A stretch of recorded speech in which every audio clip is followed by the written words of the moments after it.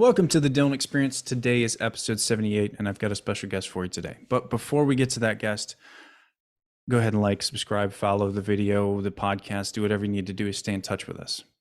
My guest today is a trauma-informed self-love coach, author, speaker, podcast host, and the founder of 4F Media.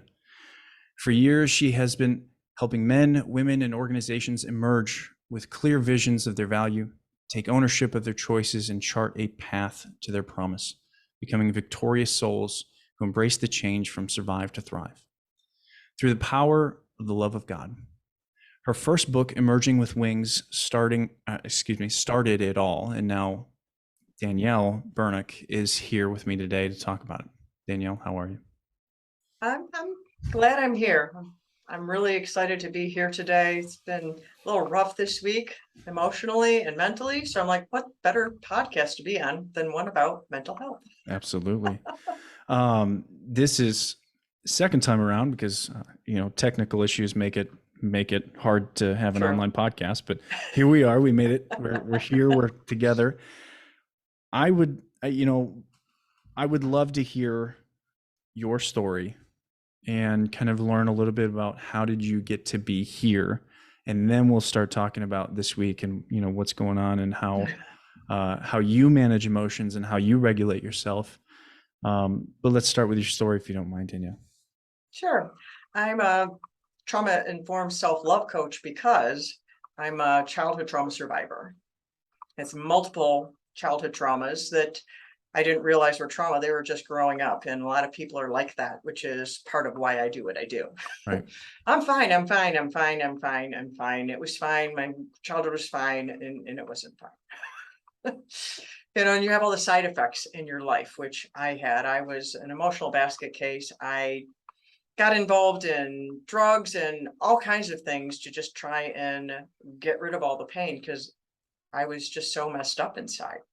And I just did a keynote speech this last weekend, and to prepare for it, I felt inclined to reread my book, my first book, Emerging with Wings. It started it all. So that's really fresh in my mind, and I'm refreshed in just how messed up I was. Mm-hmm. I mean, I know when you remember in that, but when you go back and you revisit it a little bit, I just went, wow, I am so different than I was. I suffered a thing called childhood emotional neglect. A lot of people don't know what that is. And what that is every child has emotional needs. When I was growing up, nobody thought of that. Now we know about this. But every child is different too. Some are very stoic and strong and independent, and some are very sensitive, some are quiet, some are very outgoing, and they have different needs. Well, childhood emotional neglect is when a child does not get whatever they needed. So they needed something in a certain situation or consistently. There's a book that I read that helped me frame that. I talk about it all the time, called Running on Empty by Dr. Janice Webb. And she unpacks that in a way that you can really look at your life to see, does that apply to me? And she has 12 different parenting styles that this takes place under, like different ways of looking at it. And my upbringing fell into 3 of those. And one of them is well-meaning parents who were emotionally neglected themselves. Now, how I like to explain that is they didn't have to give what I needed. It's like, I need an apple. Well, I don't have any apples. And it's that simple to explain, but a child doesn't know if they don't get their emotional needs met because they don't know what their emotional needs are. Right. You grow up and you have the side effects of these things and you don't know why. You just think it's all your fault and there's just something horribly wrong with you and you suffer. But on top of that, that paved the way to make the traumas that I went through, the circumstances I went through actually traumatized me because I had that weak foundation. Yeah. I felt that I was not loved. I felt that I was not wanted. I was a accident is what I was told. And I felt that way. I felt that I was an accident. But then I suffered different traumas at school, starting in first grade.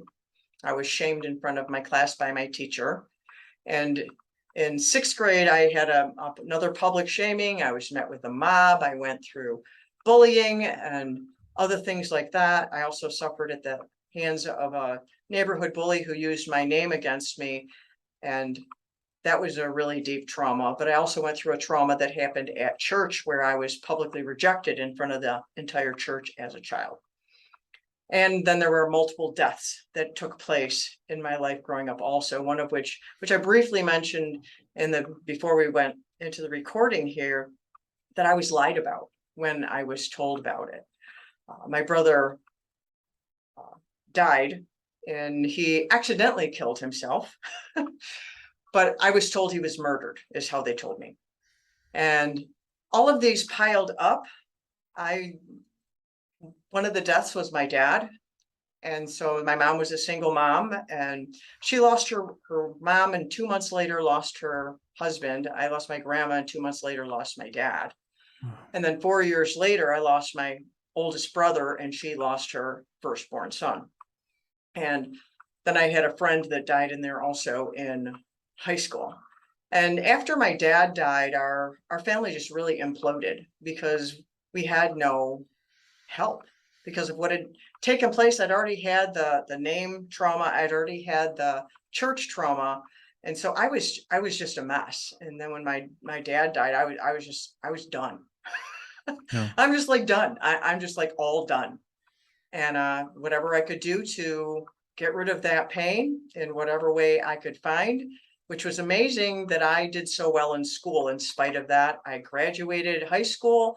I went through a co-op and graduated from cosmetology. I was in the National Honor Society. I had no idea how I got into it because I didn't do anything to get into it on purpose, intentionally. And so that's really interesting that all that took place while I was so silently trying to hurt myself because I blamed myself for all of my problems. I didn't know what was going on. I just knew I was in so much pain. I didn't know what to do with it. And one of the things I've learned since I've been doing what I'm doing, which will feed into talking about this week and that, is nurture mitigates trauma. And for those who don't know what mitigate means, it lessens it. And in some cases, it can cause it to not cause trauma. You can still go through a terrible thing because you hear stories, two people went through the same thing. This one's fine and this one's a complete mess. And that's where I always want people to know that trauma is not your fault. If you're traumatized, it is a physical reaction to something that happened to you that you were incapable of dealing with. There's no shame in it. There's no condemnation in it. And it's a wound. It's not something you did wrong. And people suffer shame all the time with trauma because they blame themselves. I should have been stronger. I shouldn't have been there. And all the shoulda, and they should all over themselves. And which just adds to the shame. And it's a great way to does not say it. help. They should all over themselves. Yeah, they should all over themselves. And then they are a big pile of mess. So that's kind of like the short story. It sounded kind of long, but the short story. And I wrote my first book, Emerging with Wings. Like I said, it's written like a love story, kind of. It has a hero, a villain, and then the person going through the trouble and then emerging free. The wings represent freedom, is what they represent, emerging with wings. It's coming out of all that trauma.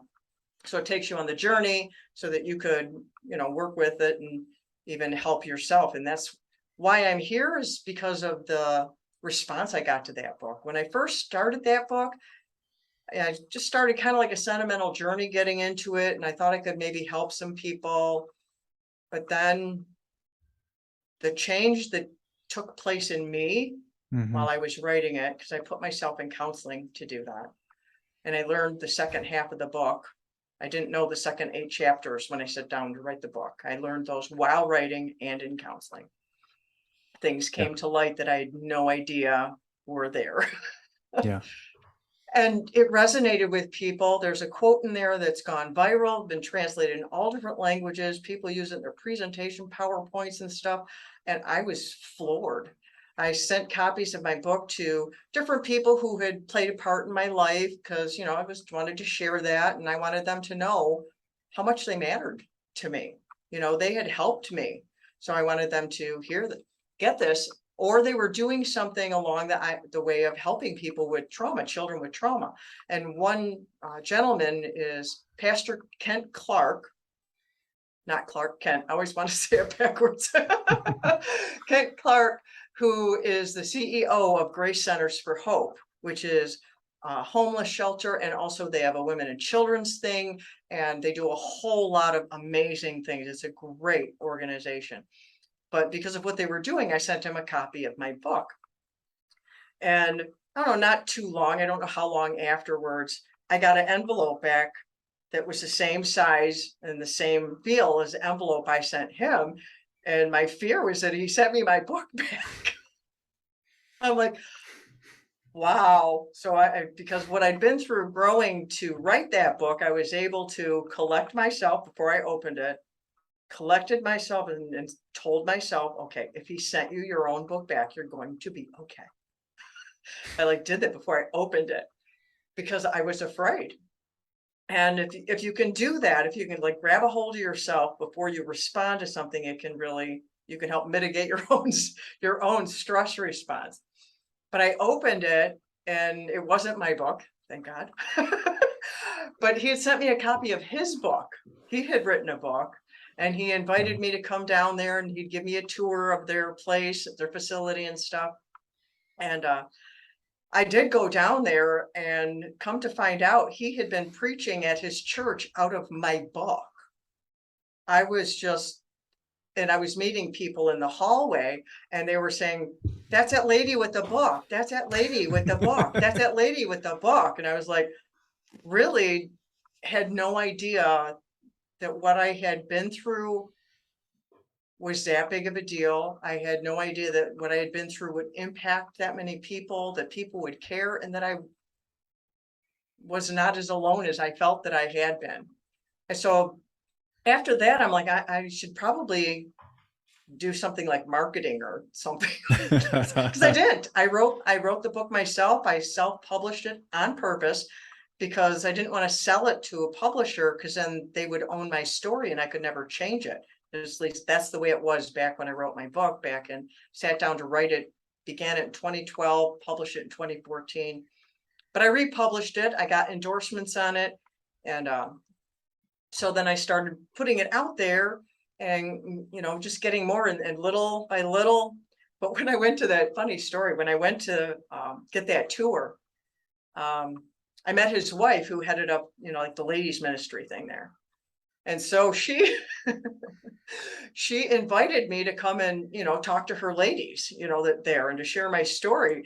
And I started backing up physically and said, no.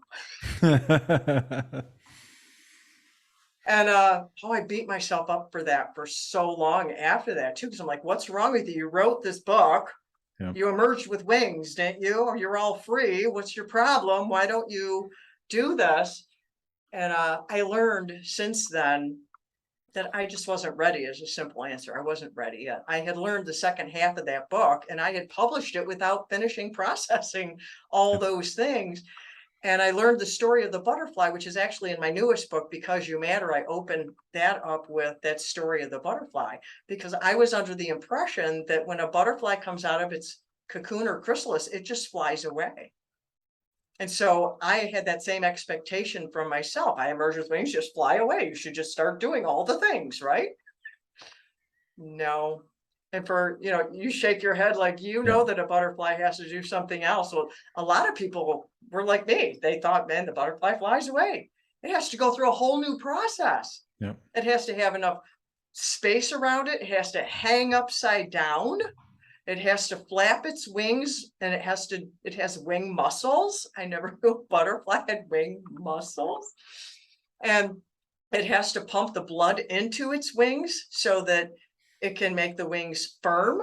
Mm-hmm. And it also has to release meconium, which means it has to take a poop. And so I applied that to myself. I needed to have enough space to deal with the things I've been through. I needed to hang upside down in a sense. I needed to look at my life from a different perspective. I needed to, strengthen my wings by practicing the new freedoms and the new points of view that I had learned while I was writing that book. And I had to, pump the blood into my body. I had to pump all these new things into me to firm up my beliefs. I had digested my childhood. I had digested my beliefs. They call it deconstruction now. And so I needed to like re-put those back together again. What do I really believe, and make sure that's what I believe. And then my favorite part is last part is like, and I had to get rid of some crap in my life. So it's like I had to do that. And after I did that, then little by little, I have gotten to where I am today, just kind of one step at a time and little by little. But I've come a really long way from, no, I'm not going to talk to your ladies, that I've been there a few times speaking. I do keynote speaking, and I'm speaking at a conference last week, and again this next weekend coming up. So it's incredible. It's incredible. And I want to go back to a point that you made and discuss it a little bit further, because I really love it. The idea that nurturing mitigates trauma, because it's scientifically true. It's very much something that's been proven over the, certainly the past couple years and decade, I would say. But what does it mean to you to nurture? And especially, what does it mean to you when you talk about self? Because I think, it's easy to look at, when someone else has trauma, it's easy to look at us and say, we should nurture that person back to a point. But I think what gets lost and is often misunderstood is, how do you nurture self, right? You're a self-love coach. So how do you approach that question? well, that's kind of a complicated question, because I see it in multiple places, like stained glass. Because with childhood trauma, they need someone to nurture them.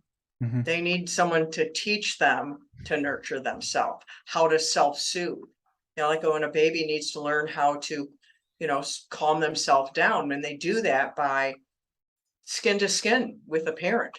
Right. And when a child grows up and doesn't have that, my counselor helped me with the term mirroring, like looking at a baby and they see the emotions on your face. And so they learn how to respond by looking at you. That's why some people are very concerned with babies that were born during the pandemic with all the masks, because it would affect that mirroring thing going on in their life.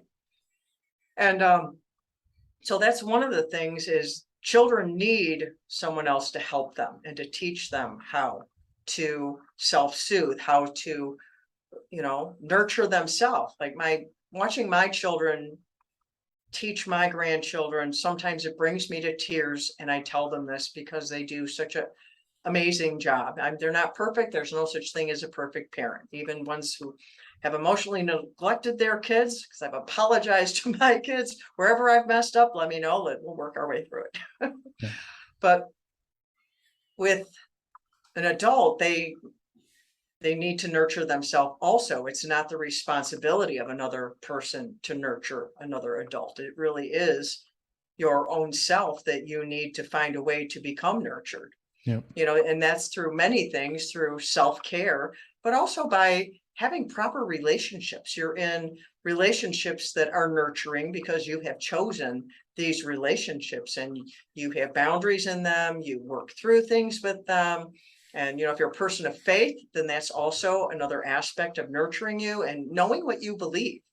That's being nurturing to yourself, knowing what you believe, and so that is how you do that. That's my process on my website, is self, that I do with my clients, and that's SELF. So it's interesting that you brought that up with the self, because like I said, the adults, they need to nurture themselves, and they add around them people to augment that.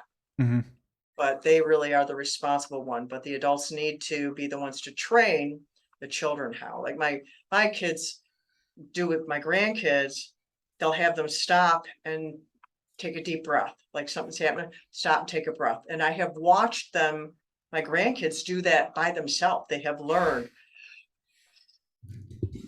like, they catch themselves getting really upset and stuff like that. So it's like they need to train the children how to do that. See, that mitigates that. That teaches them resilience also. If you train a child to have resilience, then when a trauma exposure comes, I mean, they go through a situation that could potentially cause trauma, they might be able to handle that, or Mhm. they might be able to handle it much better than if they hadn't had that. So the mitigate can make it less just by the simple training. So Well, trauma is an inevitability, I think, in life, and so when you talk about exposure, it's going to happen, right? Like it's going to happen to kids, it's going to happen to adults, it's going to happen to elderly, it's going to happen to every person on the planet at some point, right? Unless somehow you put that person in a bubble, and even that can become traumatizing in its own way. yeah, right. Um, Well, it's the whole thing with trauma is something that you can't deal with. So right. someone that I interviewed, my book Because You Matter, interviewed 10 different people to share their stories of their trauma and overcoming, some childhood, some adult. And one of the gentlemen is a trauma coach, Mhm. and he has been on trauma teams. He was in the service also, and he goes to hurricanes and places like that to do trauma care. I Yeah. mean, that's what he does. He's professional. He's got the letters after his name and all that stuff. But still, he found himself with PTSD, and he went to a special school and stuff when he was a teenager, which built so much resilience in him that it was really amazing. And if he hadn't been trained in all the things that he does, he wouldn't have recognized that when he developed PTSD. And it's because he had lost his brother in a fire. Yeah. And then he was in another situation with a fire, and it kept coming back. And so he was able to address it. So he was able to like catch himself and deal with it as it was starting to come. But see, that's the closest thing to not being traumatized, I see. Yeah. Because he was like so well trained and he knew how. But see, like you said, everybody goes through stuff. Some people go through a whole lot more than other people. And, you know, life dishes out stuff for people that isn't always good. Right. And I think, you can go through trauma and not retain something along the lines of PTSD. Mhm. I think that's a really important kind of demarcation to understand, is that what PTSD is unprocessed trauma. And what that means is, you talked about nurturing. Mhm. There very much needs to be a way to process through the things that you go through. Yes. There needs to be a That's what the trauma is the unprocessed. right. If And it's stuck in there, you have to do something with it, right. or it will stay there forever. Right. And so there in the beginning, there needs to be a self-focused idea of, how do I nurture myself? How do I Mhm. uh, regulate myself? How do I solve this internal issue? Then there also needs to be relationships in which are healthy enough to help you express yourself, because I think Mhm. expression is also a very incredibly important value to recognize when we're talking about trauma, and especially PTSD, because the longer it goes without processing, the more damage it does, in my Mhm. opinion, and not necessarily internal physical damage, although that is a remarkable discovery that I think Gabor Mate Yes. is really, digging into. But I think interaction wise, social life wise, like you tend to make decisions based on how your trauma, um, how your unprocessed trauma has actually impacted you and affected you, Right. and so you can become quite self-destructive to a point of isolation, manipulation, control, all sorts of different things, all the bad words, shaming, guilting, um, all the words that we don't like to hear as coaches. um, all of that can become very pronounced when it comes to trauma, and it's remarkably important to surround yourself with good people, but also remarkably important to make yourself a person that you can look to and say, you're going to be okay. And to be able to nurture yourself is a very profound skill, Mhm. and one that should be remarkably practiced. Now, I'm curious, Danielle, with your work, because obviously kids need nurturing. How do you deal with, and how do you work with adults who never had that, who never had that that nurturing, and have ended up with things like PTSD or CPTSD, where they are functionally unable to self-regulate? How do you work with those people, and what are the things that you think have benefited them the most? Well, to make a distinction here, I am a coach and not a counselor. Sure. So if someone comes to me and they need a counselor, that's what they get sent to, because I cannot do things that a counselor can do. They may need to dive much deeper. If they cannot regulate themselves, they probably need a counselor. If they have like things they keep tripping them up and they can't move forward, that's where I can help them to recognize. They need to see, like my process self is see, expose, love, and free. And C is for awareness. You have to see what you're doing, or see what you're not doing, or see where your problem is, or see what's happening in your life before you can do anything about it. Mm-hmm. You have to see that there is trauma. You have to call it what it is. But then the E is expose, is you have to find out why. Well, you keep doing this. Why do you keep doing this? Or you keep behaving this way. Why? Or you keep saying that, or you're always going in a this kind of relationship, or whatever the repetitive, whatever the thing is that you're tripping up over, there's a reason. It's like, I have a 7-day challenge to love yourself. And one of the big premises of that is there's a reason why people don't love themselves. Babies are born loving themselves. They are the center of the universe to themselves. Mm-hmm. They have to learn to not care about themselves. That's a learned thing. There is a reason. So a person who does not love themselves, there is a reason, and you have to get to the reason why, or you will never solve the problem. And then the L is for love. You have to lavish love on yourself. You have to start to learn how to love yourself. I'm a person of faith, so I talk about the love of God. So I share the love of God with people and how they are loved by God all the time. It's unconditional. And so, and the love part is so important, because love is what gives us courage. Love is what gives us courage to do what we're afraid to do, which is to do something.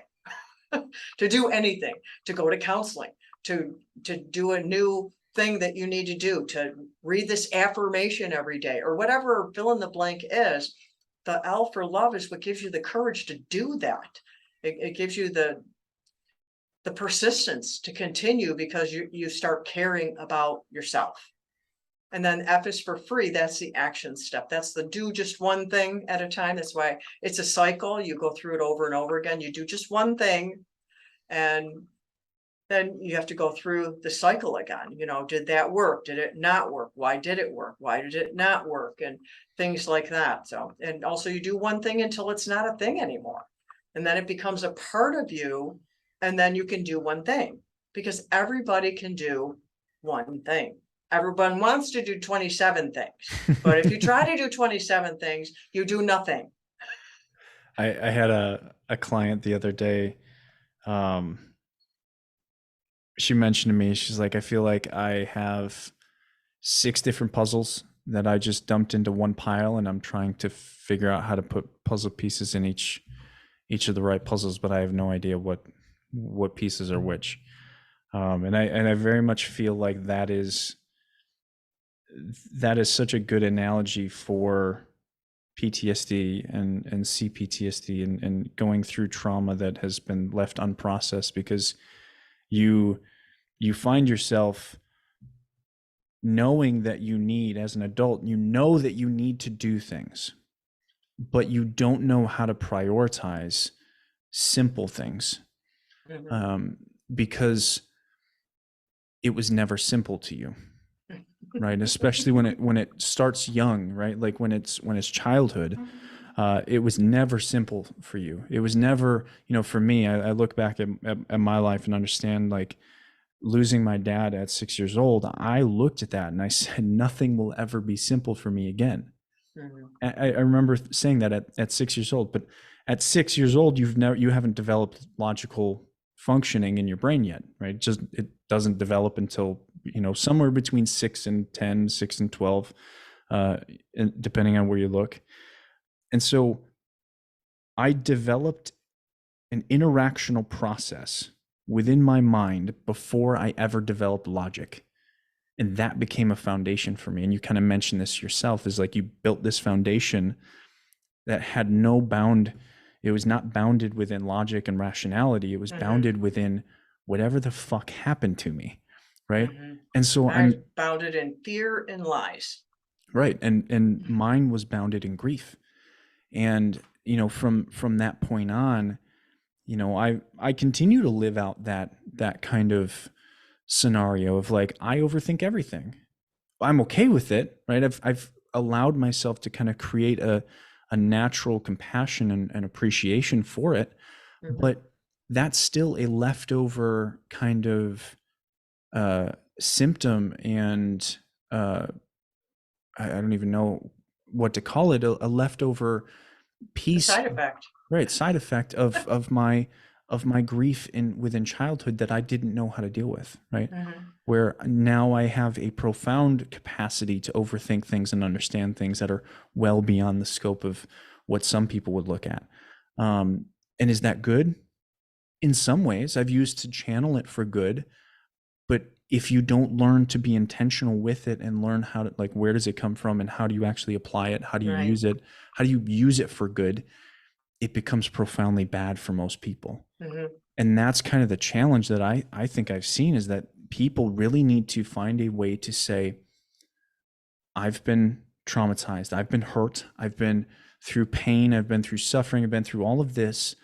Now I need to capture what I have left, really analyze it, look through the stained glass of how I see this, and dismantle the darkened pieces of that glass and push everything together that I can actually see through and benefit from and create benefit for the world.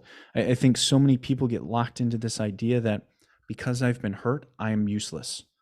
And it's a learned helplessness that is, profoundly challenging, because any person can look at each other and be like, you're not useless, right?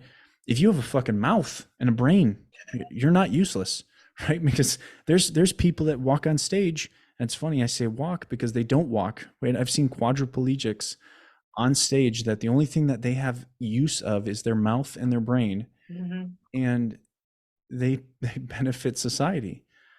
People need to know they matter. That's right. why my one book is Because You Matter. And one of the profound wounds of trauma is the loss of identity and value. Right.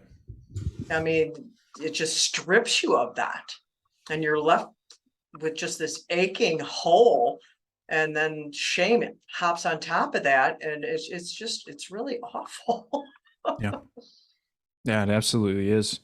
And to go with values, or to go with value, I also kind of lump in values themselves, right? Of this ability to not only see value within yourself, but then to also characterize your interaction through the lens of values. Like, because I have no value, I place no value on how I interact with the world. And I see so often people kind of negate their own success by just saying, rather than have consistency as a value, I'm going to be inconsistent.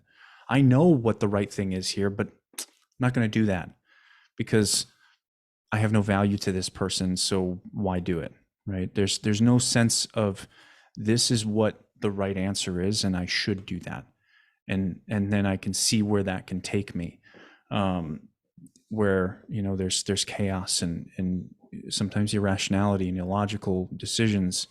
And I find one of the best practices that I've ever kind of used in this kind of, in these situations where people are trying to kind of overcome their lack of value, is actually to create a sense of defining value of how they present their interactions to the world, right?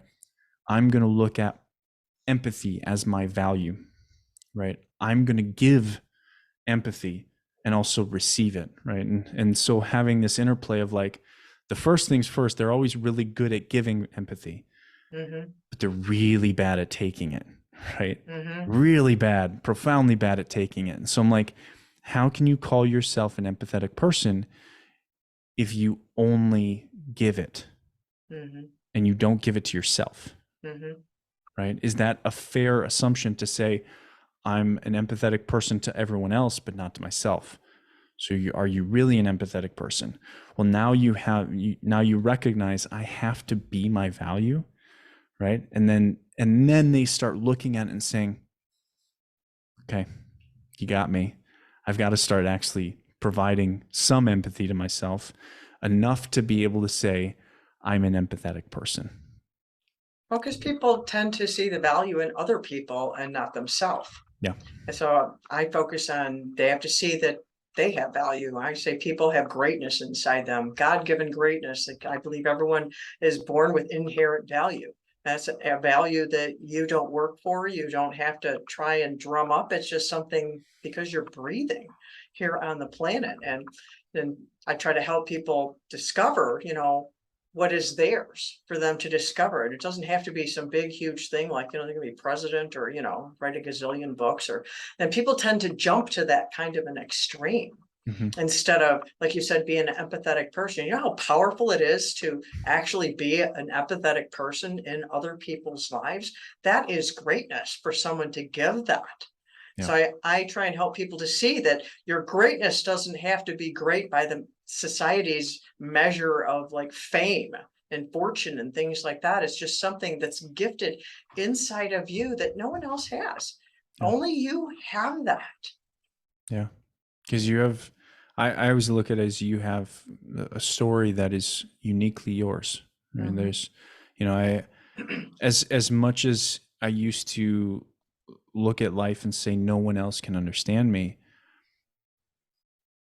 I was right and I was wrong, both all at the same time. I look at that now and I say, well, you're right. No one can understand what it was like to go through my story individually in the order that I went through. But that doesn't mean people don't have the capacity to understand the emotions that I went through, because we all feel the same emotions. We may not define them the same way, but if someone uses compassion for the word empathy or love for the word empathy, well, now that's semantics. We have to just find the right definitions, and then we can actually understand each other's feelings.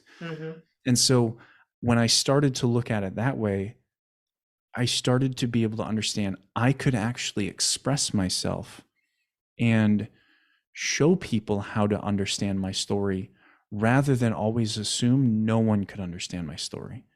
And so, like, to me, expression has become so valuable that it's built this podcast, right? This podcast is 100% for me. It's not for my followers. As much as I give it to my followers, it's for me. It's my ability to sit here and express myself to someone I've never met, more often than not.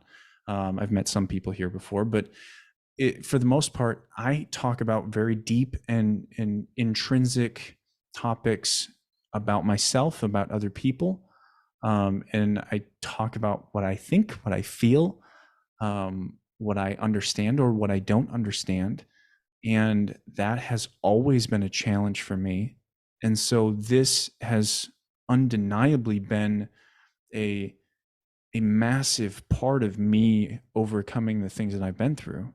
And even the things that I'm currently going through, right? I go through things every day. I made a podcast episode last year.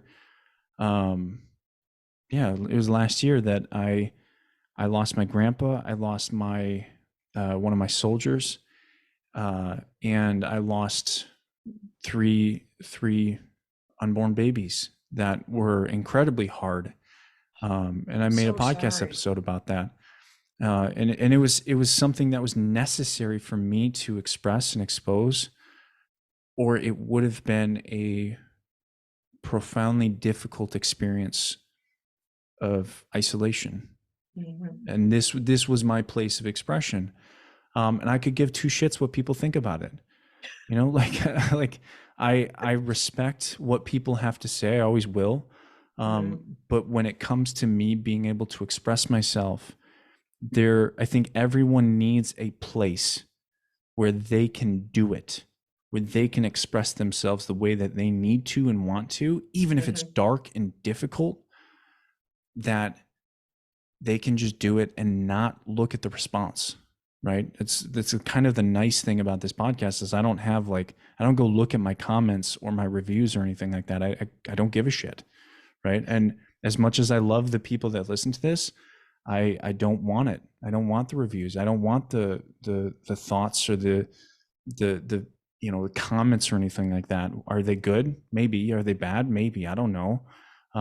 Because I don't do this to necessarily change the world. I do a lot of things to change the world. This is to change me, and that's the benefit of this. Is I hope people look at that and recognize there needs to be a time and a place for you to say, I don't give a shit about what anybody says. I need to share this. And learning to do that, whether that's therapy, a self-love coach, a mental health coach, doesn't matter where, a friend, a podcast, I don't care. But to find a place for that is a profoundly important skill. It's a Mhm. necessity in many ways, because you need to be able to express yourself, to share what you need to share, because it's a way of practicing setting boundaries and holding yourself accountable.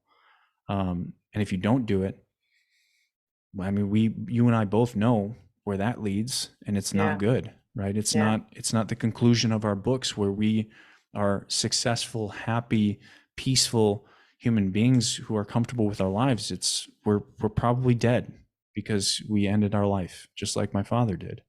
And so I just want people. I just went on a tangent, and I want to give you a chance to talk, but I wanted to kind of give that to people to help them understand kind of where I use my perspective, to where I place benefit from all this, of everything that I do. This podcast is legitimately for me. And I say it all the time, but if anybody missed it, I just said it again. We repeat what's important to us, and that's good. Yep. That's good. I had a question I Yeah. was thinking about. You were talking about when you were 6 and your dad took his life. Did you have any nurture and support around you growing up? Did you have any help after that time? I did, but I didn't accept it, if that makes sense. Yeah, I've Um, heard that before. That's awfully young to not accept it though. yeah, my mom and my sister were both people that were there for me, but um, the circumstances of my father kind of led me to believe it was my fault. Ah, Um, and so that's a big thing. I, I, I s- I saw him the morning he ended his life, and I felt very deeply that he was not going to come home. Uh, Very intuitively, and I said, "Don't leave." Right? I ran up to him. I remember grabbing his leg and I said, "Don't leave." I'm yelling, "Don't leave," because I'm a 6-year-old and I'm crying. Um, and I just felt in every cell of my body that he was not coming home.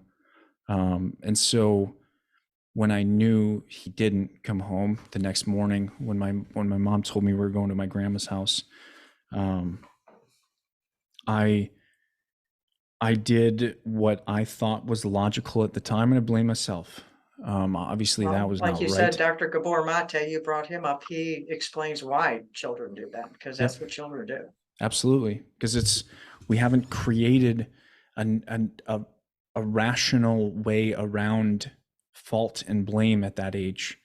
And I didn't have a rational way of thinking about who is to blame, and it's really not even about blame. I think blaming and fault are both really interesting topics, but topics that are so complicated. Right. We can't simplify it to it's your fault or it's my fault. Well, Dr. Bormate, the word he uses is the word villain. He uses the word villain. When a child goes through trauma, they blame themselves because generally the trauma involves someone they know and love and need. Mm-hmm. And so they can't turn that person into a villain. Right. I mean, even if they're physically abusing them and molesting them, all horrible things, torturing, whatever they're doing, they cannot do that because they, in their child mind, need that person. Yep. And so that person gets off in the kid's mind as, they're wonderful or whatever. Right. And so they villainize themselves because someone has to be the villain. Yep. So they villainize themselves. That's how he made it that simple. And once I heard him explain it, because you've seen his movie, The Wisdom of Trauma? I haven't actually. I didn't know he had a Oh, you movie. should watch that movie. It's Yeah. wow. I've told lots of people about it. It's a very excellent movie by him. Yes. I gotta write that down because I love when the body says no, and I think what The he Body is Keeps the Score is a good book too. absolutely, that's Bessel van der Kolk for sure. Both of those books, and I also think Waking the Tiger by Peter Levine. I think right now those are the holy trinity of trauma, of people who understand trauma is Bessel van der Kolk, Gabor Mate, and then Peter Levine. Mm-hmm. All in their own way. I don't think any one of them is right necessarily. I just think that they're having the discussions that matter right now. And they're very helpful. Absolutely, and really opening the kind of causeway to helping like the medical field actually start to recognize that it's more than just a physical ailment in some cases, and that treating the psychological ailment as well as the physical ailment is actually something that can heal the human body. Mm-hmm. That I think is remarkable, and I think we need to really pay attention to that more and more. Will we? That's up to the next generation of medical practitioners. I think we will, but it's almost as if we regressed for a while, because I feel like the tribal shaman actually understood that in some way, and then throughout history, science kind of overtook in a way that we regressed into this capacity to not understand human emotion, and now we're actually regaining some enlightened view of, wow, people feel things in And a it's science, okay. and now we have science that proves that feeling things can actually be healing, or it can be destructive, depending on what you're feeling. Which I always find really interesting that now in 2022 we're actually approaching that conversation. I just always think that's really interesting. Yeah. I asked you about that because we were talking about mitigating trauma Mm-hmm. and the nurture in that. So I was just curious of, hearing your story. And, in my growing up, I did not get any support of any kind. That's part of my story as well. I had a very small family. There was my mom, my dad, my two brothers, and me. I had one grandma and a step grandpa. Mm-hmm. That was our whole family. No, my dad had a brother, and they had one kid, and they were involved in our family, and then they were suddenly gone. So I have one cousin. Some people, they got all these cousins. I have one cousin Yeah. that I don't know where he is or anything. But then I lost my grandma and I lost my dad, and my step grandpa was not helpful. And because of the trauma that I endured at church, we had no support system in the faith community. The neighbors all came out and brought food, the first week, like they always do. People go to the funeral, but then as soon as the funeral's over, everybody's gone. Yeah. And my family imploded. We had no skills, no counseling, no grief help, nothing. And it wasn't until after my mother passed, she had pancreatic cancer and did a valiant fight. And she and I rebuilt our relationship. That's part of my story also. I've written about it a couple of times on my blog also, because like I said, our family imploded. So none of us got along with any of us. We were just Yeah. all self-destructing. But she came to a point after I was married and asked if I wanted to be friends. And we sat down and started working out through our issues together. And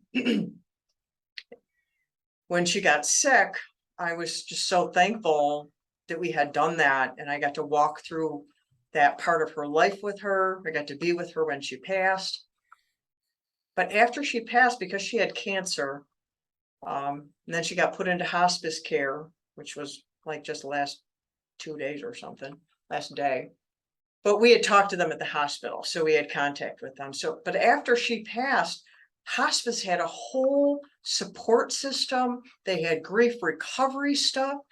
And it was like, almost like heard the angels singing with help there of, what tears are, I learned that there's an enzyme in tears that when you cry different kinds of tears, you release different kinds of enzymes. So when you cry, when someone dies and you're in grief, you're actually releasing something that's toxic to your body to heal yourself. And I learned science things, I learned emotion things, I learned about a thing called grief work and how to take what's inside of you and get it outside of you so that you could not have it being toxic. And that helped me so much that I developed my own course for that and have taught that myself. It's like, because we need that recovery. Yeah. We need to go through that. And I didn't have any of that, and that just maximized the trauma in my life. And my grandson, one of my grandsons right now is he's fighting leukemia. And that's part of what's been going on this week. And he was diagnosed in March this year. And go through times where it's a little bit easier and a little bit harder. But this week's been a little bit harder. And I'm so proud of my daughter and our family just surrounding and being there for him. When he's been in the hospital, he's never been without someone there with him at the hospital. He's 14. He was 13. It was the month before his 14th birthday. And great kid. And his prognosis is good. It's a really long journey. 2 years still from this past July that he'll be going through varying kinds of chemotherapy. I had no idea there were different kinds of leukemia. You don't really know until you go through stuff. Yeah. People can tell you about it, but that's part of why this week has been difficult for me specifically, just because it's my grandson, so I'm not his mom, so that's a different kind of relationship. But then I also You feel for your daughter. my daughter, yes, and so I'm feeling for my daughter, and I'm feeling for my grandson, and then I'm feeling for my granddaughter, which is his sister, because they're really, really close. Right. And then there's all the other people and all the different aspects. I was doing an interview for my podcast with a lady who had been through crisis and loss with her husband, and talking about support and how some people don't know how to help and some people don't help. And it's interesting who shows up and who doesn't show up and stuff like that. So I really celebrate all the nurture that we are being able to do with my grandson. And, will it be enough? We'll find out when he grows up. We're all doing the best we can. And that's all we can all do, is doing the best that we can, and that we're always there for him. Yeah. So, and then, I have the things you talked about, regulating myself. One of the things I do is I have my emotional life journal. It's a 30-day journal that I go through over and over again. And it has just 5 little questions just to kind of just locate myself every day emotionally. And I actually didn't do that this morning. So I probably, that's a little telling of why maybe today was a little bit more difficult, because I neglected to do that this morning. And actually, as we're recording this, October is Emotional Wellness Month, but we should pay attention to our emotional wellness more than just in October. Yeah. Oh, for sure. It's, man, it's so relatable. I when I first started dating my wife, we were about a year into our relationship when I first met her cousin named Eric. Uh, this be interesting. Um, we lost Eric. I think less than a couple months after I met him. I think I met him at Christmas, and on my birthday, February 9th, I remember the call from my wife saying he's in the hospital. It's not looking good. He had basically declined within 2 months. But the thing that really got me with Eric was, and this is actually in When the Body Says No, is where I really recognize this. Eric didn't have anybody that had talked about death with him. And I was, at the time I had been in the military for 10 years. I'd been deployed once. I had almost killed myself at that point. And so it was very, death was a pretty prominent thing that I understood really well. And I had asked him after we met on Christmas, a couple days later, he contacted me, and I remember messaging him on Facebook Messenger and just saying, or just asking him the question of like, are you ready for it? What does it feel like? 29 years old. I don't even remember how long he had been fighting it, but I know he had it when he was a kid. So I would assume at least about 2 decades. No one had ever asked him anything about it. And that's what's hard for me is that was I'm pretty sure was one of the moments that helped him finally pass. And that's hard because, you take that and there's 2 directions you can take it. Like, one, you can go in the direction of, I helped him go, and so many people suffered because of it. And then at the same time, you can look at it and you can say, I helped him go in a way that he was ready for. Because he was ready. But it's remarkably hard to kind of look at that and realize that when you go through something like leukemia, so often people fight for everybody else but themselves. And it's an incredibly hard battle to face. And the nurturing is so vital. It's so important, but sometimes we don't know when to let go. We don't know how to say, if you're ready, let go. And that's, there's, I hope he makes it as far as he can. And you get as much time as you can with him, because it's so hard to be put in that situation to say, are you ready for it? And to hear the answer that you undeniably don't want to hear. Mm-hmm. It reminds me of when my mom was fighting. She had pancreatic cancer. They gave her 3 to 6 months. And being a person of faith, she cried out to God she wanted one more of every holiday. One more of every holiday. She lived 14 months. 14. Blew them all away. But I still remember in the hospital, she was in the hospital on her birthday. And she told me and my brother, she said, "I'm tired."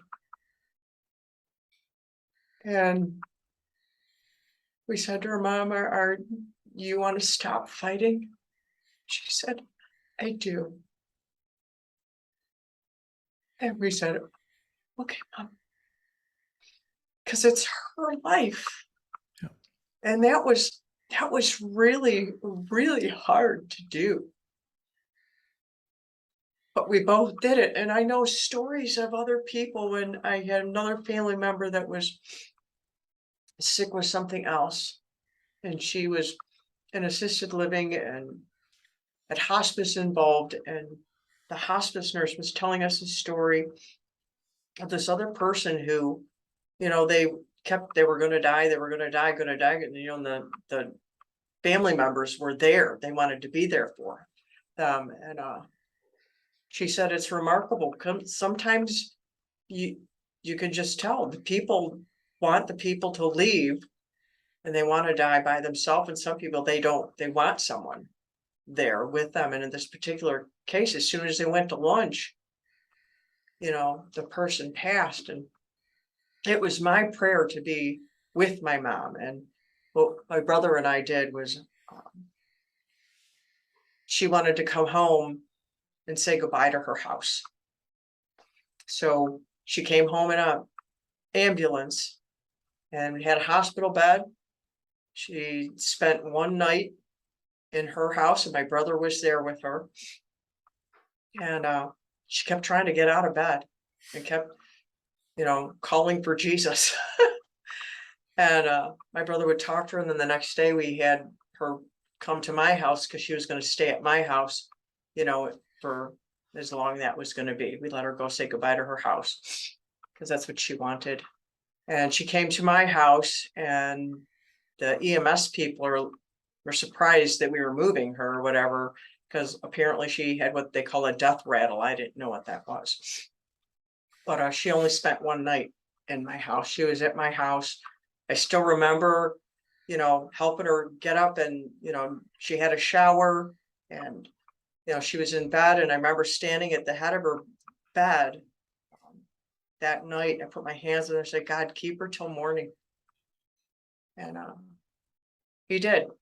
I got up in the morning and she had fallen on the floor and I got her up, called hospice, and they came and it was going to be right then. And I was sitting right there with her, but I have no regret.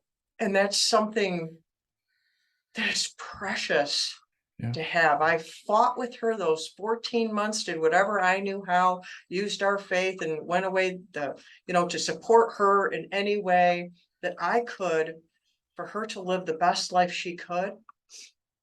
And then let her go when she was ready, even though, like you said, there was a lot of suffering. Losing your mom is not an easy thing to do, Right. Especially if you've gotten close. Some people, they don't care. They had the trauma and there's different stories. But when you have a relationship with your mom, it's even harder. It's like, but yeah, letting people own their own life. You get one life. It's your life. You have the right to do what you want with your own life. Yeah. I think it's remarkably powerful that you even asked the question. When you ask a question like, are you tired? Or, and kind of prompted that.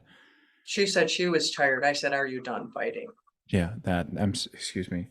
When you ask a question like that, you give people permission.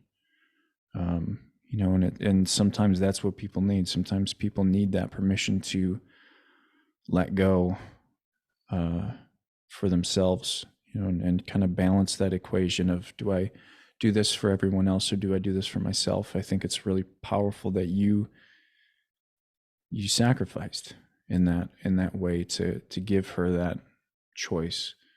And God, it's hard to live with. But it's also when you learn how to approach it from I think a balancing of the equations of, what do I need and what does she need? Yeah, you recognize that any further life is just suffering, Yeah, and to recognize that, you're like, I don't want that for her.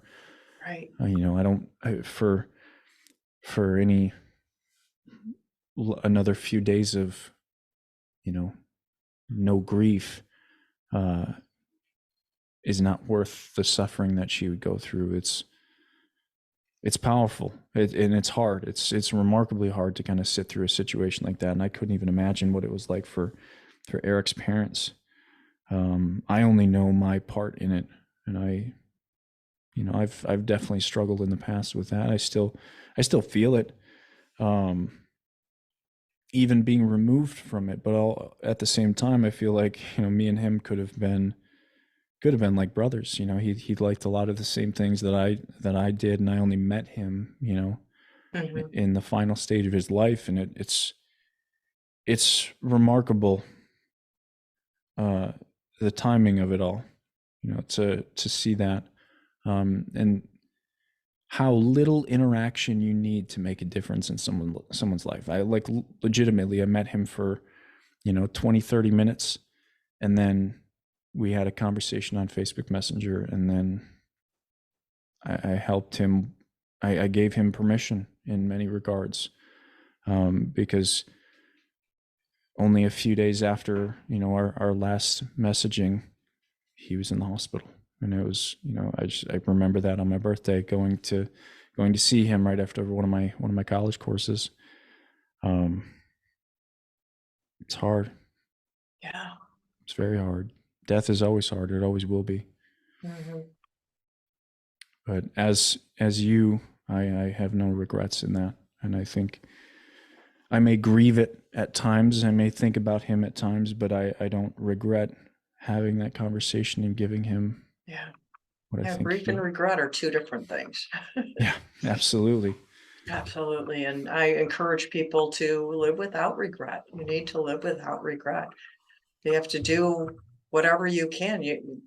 Loving other people, doing that for my mom, I was loving her more than loving myself. I was putting her in front of that and caring more about her than being self-centered. I Yeah. mean, I'm a self-love coach, not a self-centered coach. Right. And so that's something I have to spell out for some people, especially being a person of faith, because there's some people in the faith circles who think the self is bad. They think everything about self is, like selfish is bad. Selfish actually means to think about yourself. Right. Self-centered means things revolving around yourself. Mhm. They're different things. You need to be selfish with your time. You need to be selfish with your life. You need to think about yourself, Yep. but the world doesn't revolve around me. So being self-centered is really only going to hurt myself. Yeah. Yeah. I mean, it's you bring up a good point, and one that I've undoubtedly talked about before. Uh, when you think of good and bad, I think you often make a mistake, especially in relationships, because if you define good and bad as one thing, and then expect everybody else to fall in line with how your thinking appears, you're gonna hurt people without a doubt. You're gonna push people away. You're gonna isolate yourself.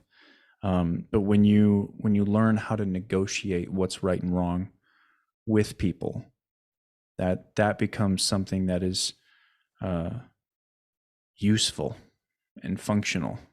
Um, Not to say there aren't certain things that you probably should hold a hard line on, but for the most part, the superficial and, uh, relatively unimportant things that you hold as good and bad, things like selfishness and selflessness, because I see the same thing in so many different ways.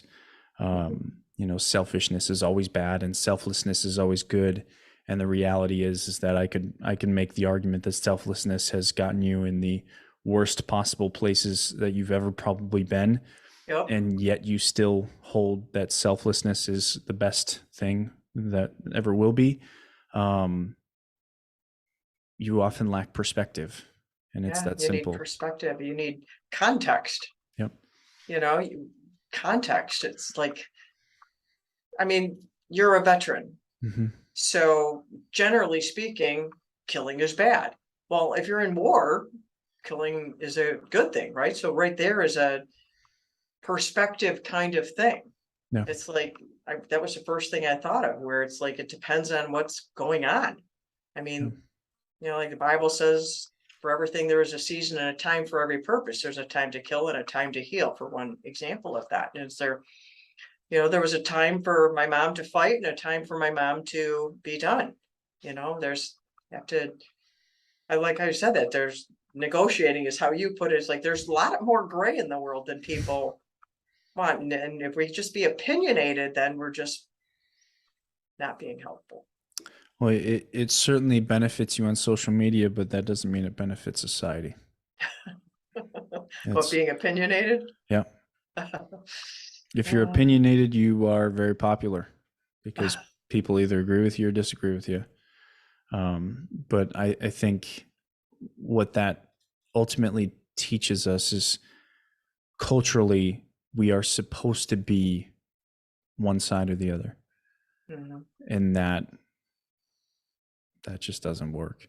mhm. I don't know how long we need to watch this play out on social media and in politics and in every facet of our life, to see that holding one side or the other and not negotiating is not going to work. Mhm. And I hope that the next generation of political figures and uh, cultural and social leaders have the ability to recognize that when you look across the aisle or across the stage at someone that disagrees with you, when you have the ability to negotiate with them, you then have the ability to create something together rather than assume that they're not on board. Yeah. But we shall see, I suppose. Time will tell. Certainly. Culture is an interesting one, and I find myself, especially with the last episode, with Doug Knoll, um, I find myself very intrigued by the idea that culture is kind of underpinned by emotion, and how we culturally feel emotion. And so it feels like there's a very interesting kind of cyclic uh, development of emotion informs culture, and then culture informs emotion. And that's an interesting cycle for me to kind of think about. Um, That is really interesting. yeah. Yeah, I'm a social thinker and a macro thinker, but I also like to kind of bring it down to micro and develop that idea. Like how does culture, and I'm thinking social media right now, emotionally inform us, and then how do we then take that culture, that social media specifically, and then inform culture. And I see that very much being played out in terms of like trends and how we argue, how we negotiate, how things like narcissism have become almost rampant at this point, Oh where yeah, where we definitely. I see that all the time. we look at someone, right, and to think of narcissists as being a relatively small amount of the population, we now claim everyone's a narcissist if they are in any way self-centered or self-protective. um, and I find that really intriguing. I find that really interesting, not necessarily a good thing, but um, and you just see humans kind of explain away reality into something that is culturally acceptable to now call people narcissists. Mhm, And not to say people aren't narcissists, because people can be. It's just, mhm. how do we then, Everyone isn't a narcissist, though. right, everyone's not a narcissist, and where do we draw that line? Yeah. um you know, and it's always interesting, right? Same with like just so many things. Social media is so interesting and so powerful that I am really intrigued by the conversations we're having around it and where it's going. Yeah, and now we got Web3 coming. Yeah. Or actually it's out there, but learning more about that with my business mentor involved with, he has been studying that for well over a year. And so I've been learning a little bit more about that. And my 2 paperback books are um, on the blockchain. They are registered on the blockchain. So Nice. I want to be educated in that way as well, because that's something else that's coming. I mean, the world is always changing so fast and faster and faster and faster and faster. Right. Yeah, that's in a whole nother direction. I don't even know Yeah. that yet. Um, well, Danielle, I feel like we could continue this conversation for a couple more hours, but you know, we all have to do other things. Yes, we do. Um, I've got to ask you a final question. So strap in, get ready for this one. If there was one thing that you could leave the world, one message you could leave the world, what would that be? One message I could leave the world. It's the one I'm working hard on spreading right now, that people matter and that they're deeply loved, that God loves them, that they are worthy of love, and they're created in the image and likeness of love, and how important love is. It's why I have become that lady on the internet who loves you. I started doing that at the beginning of the pandemic because fear was just so rampant, and I saw what it was doing to people, and love drives that out. You know, if you lavish that on, that can get rid of the fear. And people are just consumed with fear. And love can get rid of that. I want people to know that they are loved. I want to be known as, you know, I loved well. I loved well. I loved my family well. I loved society well. I did my best to spread love everywhere. Well, I think you will undoubtedly live up to that. I have no doubt.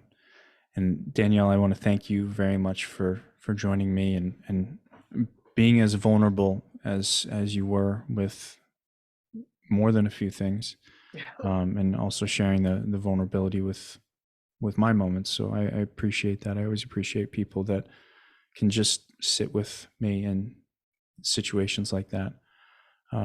Again, I think thank that's you. important. People need that genuineness. On my podcast, everything I do, I record live, and that's why. I Many people, they edit and make everything so perfect, just like with social media. Like, you know, it's the highlight reel. Everything is wonderful. Everything's wonderful. It's like, no, things don't go right. The Yeah. last time we tried to do this, my computer crashed, you Yep. know? It's like things happen, and people need to know that it's okay to not be okay all the time. And things happen. Nobody's perfect. Nobody's life is perfect. Everybody has problems. And I think that's so important for people to know that we're all just real. Yep. We are. Try to be. Both of us try to be. Again, thank you. And for all of those out there who are still listening to this episode, thank you. And we'll catch you next time on the Dylan Experience. Thank you. And that is it.